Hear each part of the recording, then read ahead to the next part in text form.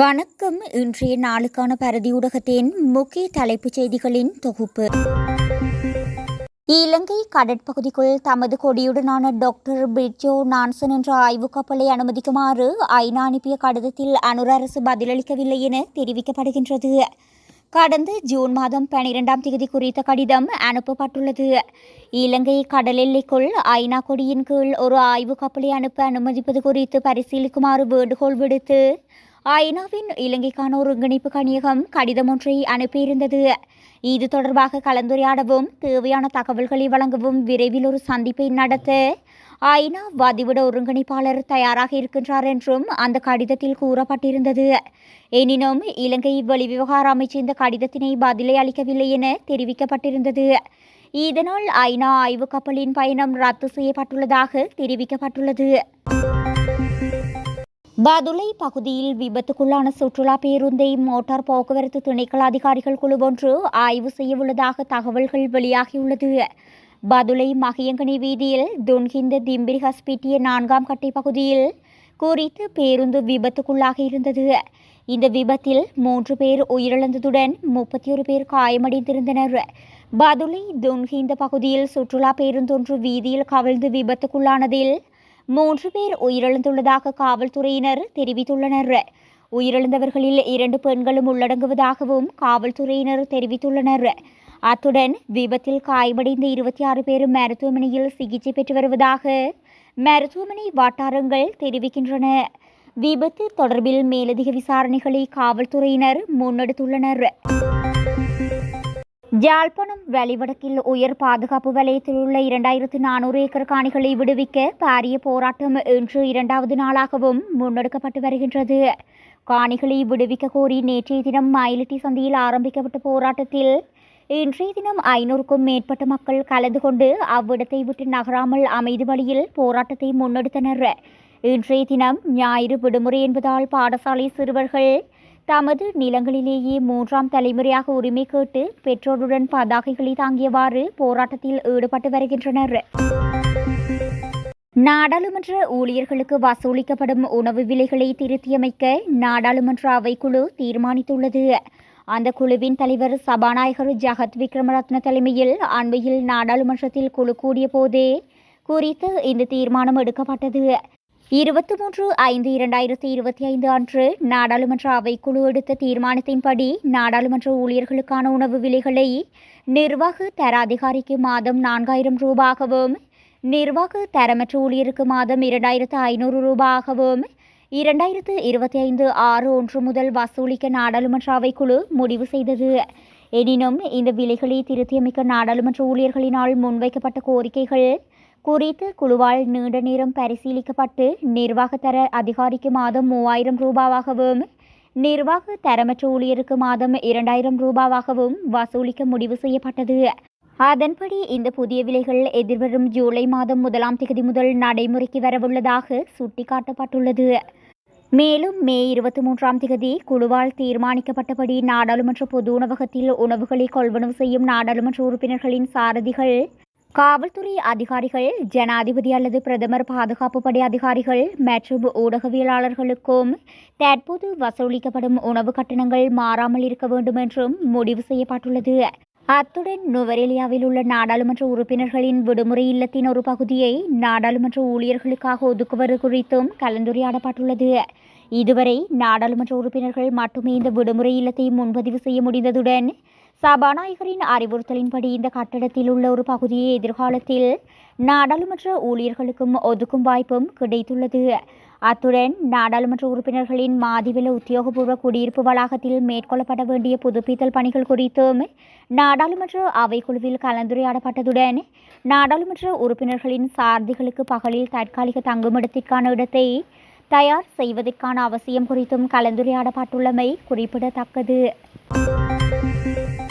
செம்மணியில் முன்னெடுக்கப்படவுள்ள அணையா விளக்கு போராட்டத்திற்கு ஆதரவு தெரிவிக்கும் வகையில் நாளைய தினம் மட்டக்களப்பில் மாபெரும் போராட்டம் ஒன்றினை முன்னெடுக்கவுள்ளதாகவும் அதற்காக அனைவரும் ஆதரவு வழங்குமாறும் மட்டக்களப்பு மாவட்ட நாடாளுமன்ற உறுப்பினர் ரா சாணக்கியன் தெரிவித்தார்.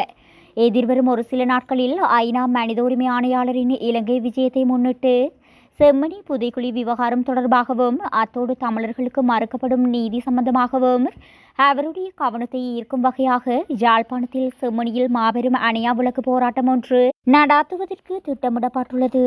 அந்த போராட்டத்திற்கு வலு சேர்க்கும் வகையில் கிழக்கு மாகாணத்திலும் அவ்வாறான ஒரு போராட்டத்தினை அடையாளமாக நாளைய தினம் மாலை 6 மணிக்கு மட்டக்களப்பு ஓந்தாச்சிமடம் கோட்டை கல்லாறு பாலத்திற்கு அருகாமையில் ஏற்பாடு செய்திருக்கின்றோம். இந்த போராட்டத்திற்கு எங்களுடைய கிழக்கு மாகாணத்தில் வாழும் அனைத்து தமிழுறவுகளும் அனைத்து உணர்வாளர்களும் கலந்து கொள்ள வேண்டும் என்று பகிரங்கமாக ஒரு அழைப்பை விடுக்கின்றோம். இந்த போராட்டமானது நாளைய தினம் மாலை 6 மணிக்கு தீப்பந்தங்கள் ஏந்தி பாலத்திற்கு அருகாமையில் இருந்து ஆரம்பித்து குறித்து இந்த போராட்டத்தை முன்னெடுப்பதாக இருக்கின்றோம். அத்துடன் அந்த வகையில் கட்சி பேதங்களின்றி எங்களுடைய அனைத்து தமிழ் உணர்வாளர்களும் கலந்து கொள்ளுமாறு பகிரங்கமாக அழைப்பு விடுக்கின்றோம். 99ஆம் ஆண்டு காலப்பகுதியில் செம்மணியில் கண்டுபிடிக்கப்பட்ட மனித புதைக்குழி தொடர்பான விசாரணைகளுக்காக குறித்து அந்த நேரத்தில் அமெரிக்காவிலிருந்து விசேட ஒரு குழுவினருடைய ஆதரவையும் அரசாங்கம் கேட்டிருந்தது. புதைக்குழிகளில் கண்டெடுக்கப்பட்ட மனித எச்சங்களினூடாக கடுமையான தாக்குதலுக்கு இலக்காகி அவர்கள் உயிரிழந்திருக்கின்றமை தெரிய வருகின்றது. ஆடைகள் இல்லாமல் இவர்கள் புதைக்கப்பட்டிருந்ததாகவும் கூறப்படுகின்றது. செம்மணி மனித புதைக்குழி தொடர்பில் அரசாங்கத்தினர் நேர்மையான விசாரணை செய்து குற்றவாளிகள் தண்டிக்கப்படுவார்கள் என்ற நம்பிக்கை எமக்கு கிடையாது. அந்த வகையில் குறித்த விடயம் தொடர்பில் மனித உரிமைகள் ஆணையாளரின் கவனத்தை ஈர்க்கும் பொருட்டு ஏற்பாடு செய்யப்பட்டிருக்கும் ஆர்ப்பாட்டத்திற்கு வலு சேர்ப்பதற்கு அனைவரும் அணிதிரளுமாறும் கோரிக்கை விடுக்கின்றோம் என குறிப்பிட்டுள்ளார். மோசடி வழக்கு தொடர்பாக தொழில்துறை பிரதியமைச்சர் மஹிந்த ஜெயசிங்க மற்றும் புதிதாக தேர்ந்தெடுக்கப்பட்ட கடுவல மாநகர முதல்வர் ரஞ்சன் ஜேலால் ஆகியோரிடமிருந்து வாக்குமூலங்களை பதிவு செய்யுமாறு உத்தரவிடப்பட்டுள்ளது. கல்கிசை நீதவான் ஏடி சதுரிகா டி சில்வா கொழும்பு மோசடி புலனாய்வு பணியகத்திற்கு குறித்து இந்த உத்தரவை பிறப்பித்துள்ளார்.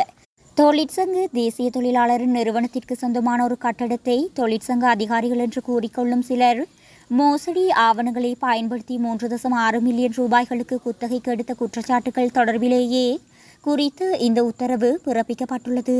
இந்த வழக்கில் வர்த்தக அமைச்சர் வசந்த சமரசிங்கவை சந்தேக நபராக பெயரிடுமாறு பாதிக்கப்பட்ட தரப்பினரின் சார்பாக செய்யப்பட்ட கோரிக்கைகளின் மீது தீர்ப்பை வழங்குவதற்காகவே இந்த வாக்குமூலங்களை பதிவு செய்யுமாறு நீதவான் உத்தரவிட்டுள்ளார். அதே நேரம் அமைச்சர் சமரசிங்கவிடமிருந்து ஏற்கனவே பெற்ற அறிக்கையை நீதிமன்றத்தில் சமர்ப்பிக்குமாறும் அவர் உத்தரவிட்டுள்ளார். இந்நிலையில் 2025 ஜூலை 25ஆம் தேதி வழக்கின் விசாரணை ஒத்திவைக்கப்பட்டுள்ளது. கொழும்பிலிருந்து சென்னைக்கு வெள்ளிக்கிழமை சென்று ஸ்ரீலங்கன் ஏர்லைன்ஸ் விமானத்தில் பயணித்த 45 வயது பயணி திடீரென மாரடைப்பு ஏற்பட்டு விமானத்தில் நடுவானில் உயிரிழந்துள்ளார். ஆந்திராவைச் சேர்ந்த கமல் பாஷா என்ற பயணி விமானம் பயணித்துக் கொண்டிருந்த போது நெஞ்சு வலிப்பதாக விமான பணிப்பெண்களிடம் தெரிவித்துள்ளார். விமான பணியாளர்கள் உடனடியாக முதலுதவி அளித்து விமானியை எச்சரித்தனர். பின்னர் விமானி அவசர உதவிக்காக சென்னை விமான போக்குவரத்து கட்டுப்பாட்டை தொடர்பு கொண்டுள்ளார்.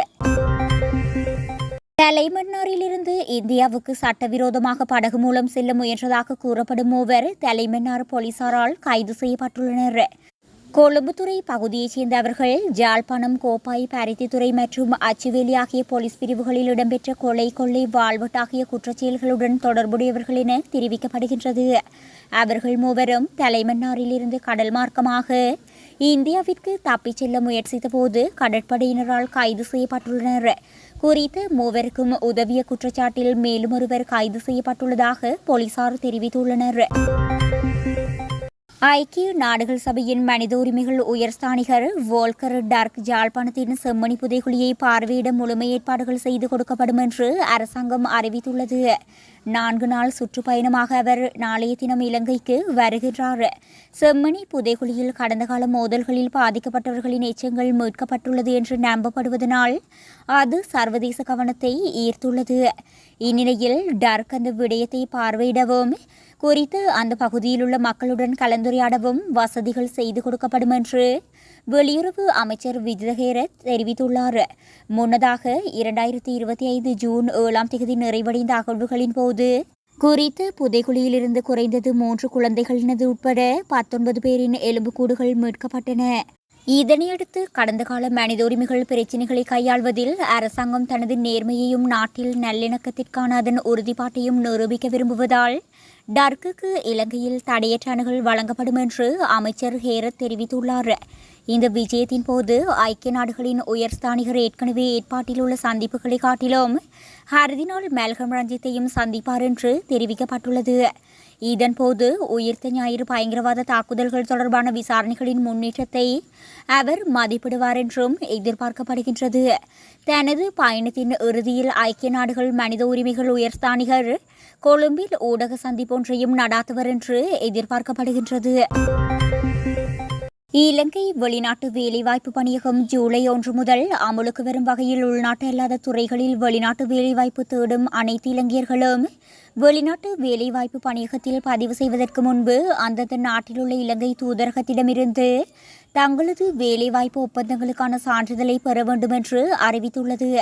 அதற்கமைய Saudi Arabia, Kuwait, Bahrain, Qatar, ஐக்கிய அரபு எமிரேட்ஸ், ஓமான் மற்றும் இஸ்ரேல், ஜோர்தான், லெபனான், மாலைத்தீவு, மலேசியா, சிங்கப்பூர் மற்றும் தென்கொரியா ஆகிய நாடுகளுக்கு குடிபெயரும் தொழிலாளர்களுக்கும் குறித்து இந்த கட்டாய தேவை பொருந்தும் என அறிவிக்கப்பட்டுள்ளது. இந்த நடவடிக்கை புறப்படுவதற்கு முன் ஒப்பந்த வெளிப்படைத்தன்மை மற்றும் நம்பகத்தன்மையை உறுதி செய்வதன் மூலம் வெளிநாடுகளில் உள்ள இலங்கை தொழிலாளர்களின் பாதுகாப்பு மற்றும் சட்ட உரிமைகளை வலுப்படுத்துவதை நோக்கமாக கொண்டுள்ளது என்று வெளிநாட்டு வேலைவாய்ப்பு பணியகம் தெரிவித்துள்ளது.